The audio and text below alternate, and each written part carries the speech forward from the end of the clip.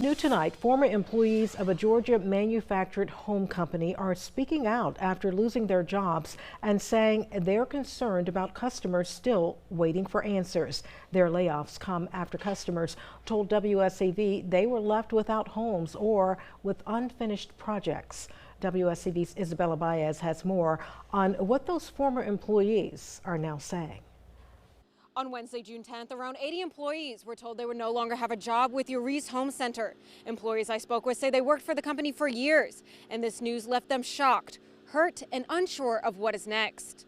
We have no answers. Customers have no answers. In June, WSAV spoke with multiple families who said they were left in difficult situations after working with the Georgia-based manufactured and modular home retailer Uri's Home Center. One family told News 3 they paid hundreds of thousands of dollars in cash and were left without a home, while another said their home was left unfinished. Now, former employees are sharing what they say happened behind the scenes. It was steady, it was hectic, and you devoted 100% of your life to it, even on your off time, but it was very rewarding up to the end. They say when they first started working for Uri's Home Center, things were different. They described the job as rewarding, saying they were paid well and felt like they were part of a family. But they say that started to change a few months ago when they began seeing signs of trouble within the company. We were having issues paying contractors, and the contractors were calling the service because we're the ones that spoke directly to the contractors, and they're like, well, we didn't get paid for this job. We didn't get paid last week. They say they were eventually laid off, a decision they described as completely unexpected. At first, it's kind of a shock. Like, did you just say what we think you said? They say the layoffs and the company's pause in operations came down to financial issues. Meanwhile, customers have continued sharing their own concerns on social media, describing their experience with the home center as a nightmare. These four former employees say they worked closely with some of those customers and never expected things to reach this point. We're sorry. This is hurtful. I couldn't imagine being on the opposite side and having so many plans and making it and accomplishing it and just nothing. But whatever we got to do to fight for them, that's what we're going to do. WSAV reached out to the owner, Richard Altman, who shared a previous statement saying Uri's Home Center Incorporated made the difficult decision to pause its retail operations.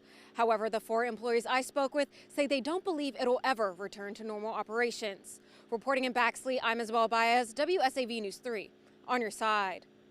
WSAV has also obtained court documents showing a lawsuit has been filed by 21st Mortgage Corporation against Uri's Home Center owner Richard Altman and his wife Heather Altman. According to court records, the Mortgage Corporation filed a complaint alleging that the Altmans took a home from their business inventory and moved their personal property without paying for it. The plaintiff is asking for the home to be returned or to be paid for. The complaint was filed in Appling County. Well, developing now in Savannah, police are investigating after a man was shot in the leg in the Victory Heights area. It happened in the 1200 block of East 33rd Street around 6 p.m. this evening. Savannah police say a 45-year-old man was shot and taken to a hospital. Our news team says there were more than 30 shell casings at that scene. Police have not released information about a possible suspect or what led up to the shooting. A Bullitt County man convicted of killing his nephew will get a new trial. The Georgia Supreme Court upheld a lower court's decision to throw out Shannon Postel's conviction, saying the jury should have heard more evidence about the victim's history of violence. Postel was convicted of malice murder in the 2020 shooting death of his nephew, Robert Lawson, but Postel claimed he acted in self-defense. The Supreme Court says the trial court was wrong to block evidence about Lawson's alleged violent history, including information Postel said he knew about the time of the shooting. Well, the court did not find Postel innocent, only that he did not receive a fair trial. The case now returns to Bullitt County for a new trial. Tonight, a major development in one of Savannah's most high-profile shooting cases. One of the 6 men charged in the 2024 Ellis Square mass shooting has now pled guilty. The shooting left 11 people injured and shook downtown Savannah. WSAV's Jillian Coles was the only reporter inside the Chatham County courtroom as the defendant accepted a negotiated plea deal. One of Savannah's most violent shootings happened right here in Ellis Square on May 18, 2024. The crime shocked residents and city leaders. Today, the case was back in the spotlight. Cesare Cooper, one of 6 people allegedly involved, took a negotiated plea.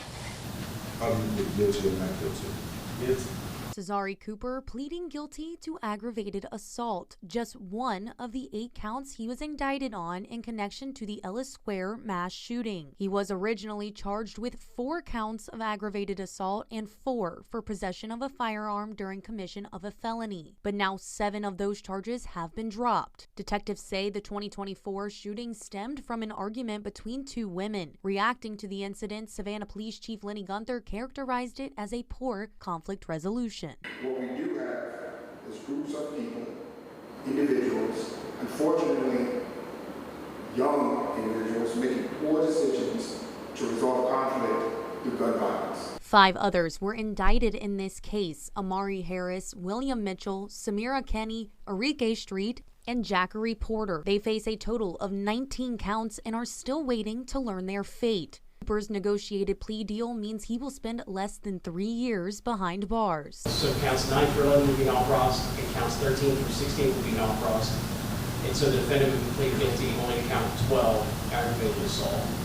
The negotiated agreement is for 10 years with 2 years to serve and 8 years on probation. The 5 other defendants arrested in this case have been denied bond as they await a trial. WSAV will keep you updated as this is a developing story. Reporting in Savannah, Jillian Coles, WSAV News 3 on your side. Jasper County authorities are trying to determine what led to the death of a 25-year-old woman while she was being held at the county detention center. The woman, who has not been identified, was booked into jail on June 29th for a probation violation. Sheriff Chris Malfris says the woman was initially restrained, then later moved to her own cell. After she vomited, deputies took her to the hospital on June 30th. The sheriff says doctors did not find any physical problems and she was returned to the jail. Malfris says she ate breakfast the next morning and was checked on regularly by detention staff. She was found unresponsive just after 8 p.m. on July 1st. An autopsy has not determined a cause of death and toxicology test results are pending. The sheriff says those results could take 10 to 12 weeks. New tonight, a warning for pet owners in Chatham County after a raccoon tests positive for rabies. The Chatham County Health Department says a resident called Animal Services on July 2nd after their dog killed the raccoon. Officials say the dog is currently in quarantine with Animal Services while they work to find its owner. There are no known human exposures at this time. If you or a pet are bitten by an animal, officials say you want to seek medical care right away and contact Chatham County Animal Services. Well, the Bullitt County Commission has reversed course, approving funding to add 2 school resource officer positions to the county's 2027 budget. This move comes just over 2 weeks after those positions were left out of the spending plan. WSAV's Evan Smoke now with the details. At Tuesday's meeting, the Bullitt County Board of Commissioners voted 3-2 to approve a budget amendment adding 2 school resource officer positions. During public comment, multiple speakers urged commissioners to approve an SRO for Trinity Christian School, saying every student deserves the same level of protection. This request is not about privilege. This request is not about a separation between church and state.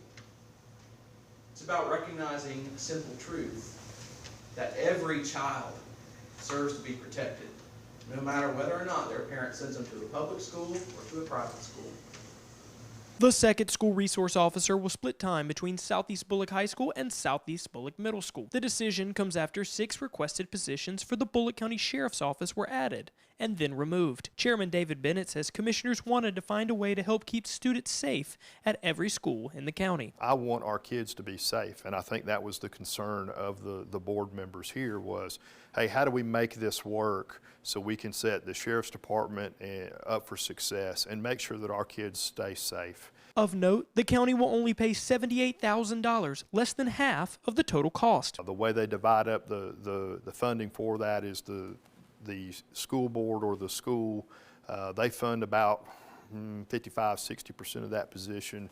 The county picks up the other part of it. The Trinity Christian School will sign a contract saying they will provide, X amount of funding a year for that position, and then the county will provide the other portion of it. Bennett says county staff tells him the amendment is not projected to affect the partial rollback of the millage rate, but a hard number will not be set until later this summer. Reporting in Statesboro, Evan Smoke, WSAV News 3, on your side.